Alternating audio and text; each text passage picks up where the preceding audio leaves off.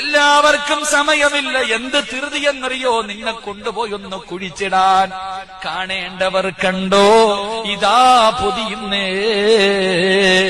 അങ്ങനെ ജനങ്ങൾ മുഴുവനും നിന്നെ കാണാൻ തിരക്ക് കൂടി. വല്ലാത്ത തിരക്ക് കൂടിയപ്പോ നിന്റെ വാപ്പ പറയാ, കണ്ടത് മതി പൊതിഞ്ഞോ, കണ്ടത് മതി പൊതിഞ്ഞോ. പെട്ടെന്ന് നിന്റെ മയ്യത്ത് പൊതിഞ്ഞു. പറണ്ടോട് പള്ളിയിൽ നിന്ന് കൊണ്ടുവച്ചിരിക്കുന്ന മയ്യത്ത് കട്ടിലേക്ക് നിന്നെ എടുത്തു വെച്ചു. അല്ലാഹുവേ, ഏറ്റവും കൂടുതൽ കരച്ചിൽ കേൾക്കുന്ന സമയം അപ്പോഴാ. വീടിന്റെ അകത്ത് വല്ലാത്ത കരച്ചിലാ. ഉമ്മ കരയുന്നുണ്ട്, വാപ്പ കരയുന്നുണ്ട്.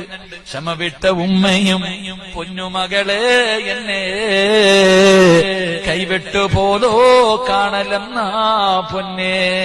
എന്നെക്കാലം മുമ്പേ പോയല്ലോടി, ഇനി എന്നാണടി നിന്നെ ഞാനൊന്ന് കാണുന്നത്?